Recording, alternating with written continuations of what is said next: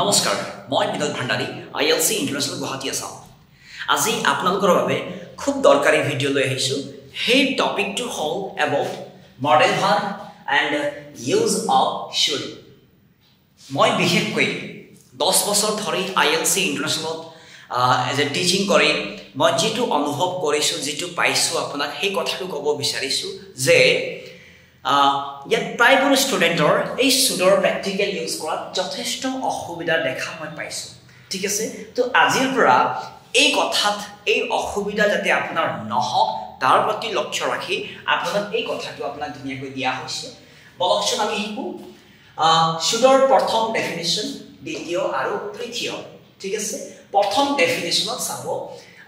it is the past form of shall মানে should শব্দটো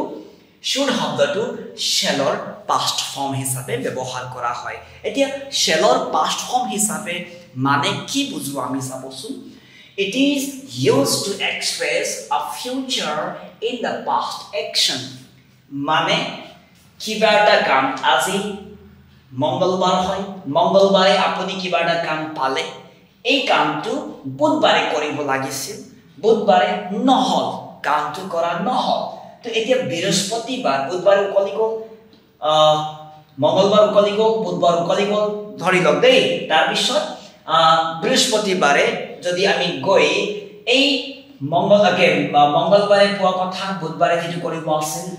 যেতিয়া আমি বৃহস্পতিবাৰে আমি গৈ কওঁ তো মঙ্গলবাৰৰ পৰা এটা ফিউচাৰ আছিল বৃহস্পতিবাৰৰ পৰা এটা পাষ্ট হৈ থাকিল ইয়াকে বুজাবলৈ এই কথা বুজাবলৈ মত দিব কিবা এটা কাম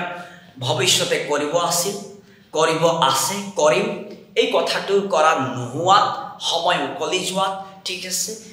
আমি কি কওঁ এনে ৰাফলি ফিউচাৰ পাষ্ট হিচাপে আমি ব্যৱহাৰ কৰোঁ ঠিক আছে যিকোনো এটা কাম ফিউচাৰত হ'ব লাগিছিল নহল কিন্তু সেইটো পাষ্ট হৈ থাকিল সেই একচনটো ঠিক আছে তাক বুজাবলৈ আমাক কি লাগে ফিউচাৰ পাষ্ট মানে হল শুড লাগে মানে অসমীয়াৰ ভাঙনিটো হল হেতেন কৰিলো হেতেন গলু হেতেন কওঁতে আমি গলু হেতেন খালু হেতেন ইয়াক বুজাবলৈ আমাক শুড শব্দটো লাগে ঠিক আছে ওকে নেক্সট হল শুডৰ বাক্যৰ গাঁথনি এজ ইট ইজ গাঁথনিটো কি হয় আমি এক্সট্ৰা কৈ লৈ আহিছোঁ ভিডিঅ' ঠিক আছে ভিডিঅ'বোৰ চাব কিন্তু এই কথা বুজি নোপোৱাত সেই মানে শুডৰ সেন্টেন্স মেকিং বাক্যৰ গাঁথনিত ডাইৰেক্ট সোমাই নিদিব অসুবিধা হয় ঠিক আছে কষ্ট পাব আপুনি তো বলকচোন আমি এক এক্সাম্পল লিখি আছো শ্যালৰ পাষ্ট ফৰ্ম শুড হিচাপে বাক্য গাঁথনিত এনেকুৱা ধৰণৰ ইউজ কৰা হয় আপোনাৰ যেটো শুডৰ বাক্যৰ গাঁথনিত সেই ভিডিঅ' ধুনীয়াকৈ বুজাই দিয়া হৈছে তথাপিও মই সাজেষ্টটো মানে ক'ব বিচাৰিছোঁ I should have run in the field মানে হল মই ফিল্ডত ঠিক আছে মই খেলপথাৰত কি হৈছে দৌৰিলো হেতেন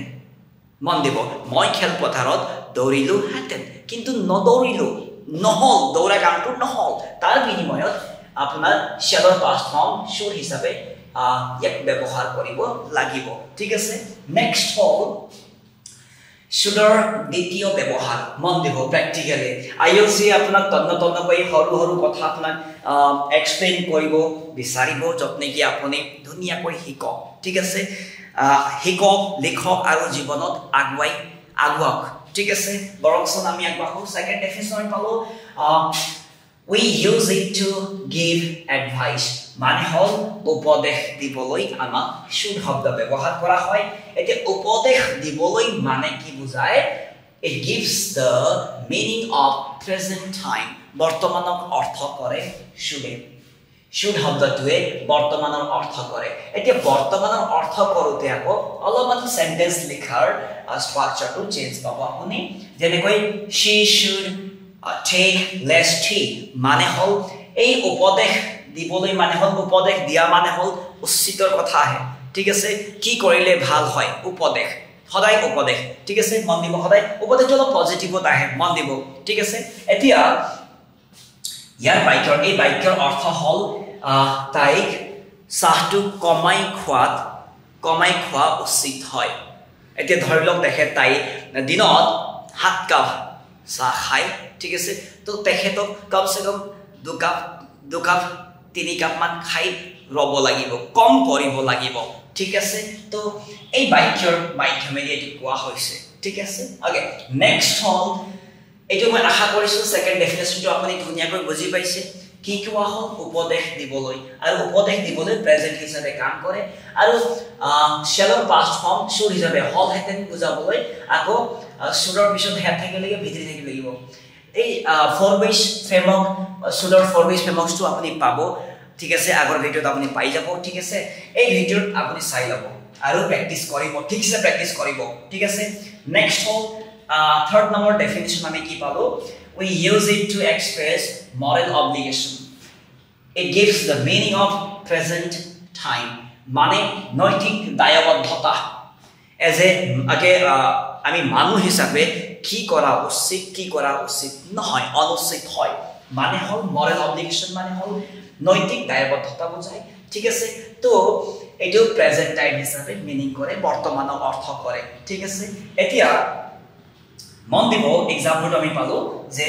we should help the poor মানে হল আমি দুখীয়াক সহায় কৰা উচিত হয়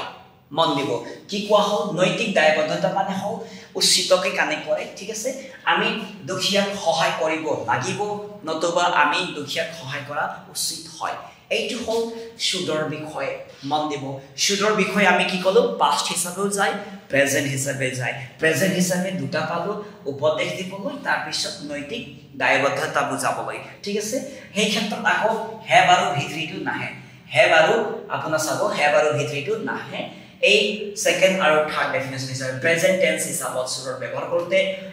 মানে হল হেভ ভিতৰি নাহে কিন্তু পাস্ট টেন্স হিচাপে কৰোতে কি হয় তো হেভ আৰু ভিতৰি আহিব ই ভিতৰি হয় ঠিক আছে শুডৰ বাক্যৰ গাঁথনিত আপোনাক ধুনিয়াকৈ বুজোৱা হৈছে আপুনি শুনিব শিকিব আৰু জীৱনত আগুৱাই যাব ঠিক আছে ইয়াকে কৈ মই এই সৰু ভিডিওটো ইয়াতে সামৰণি মাৰিছো ধন্যবাদ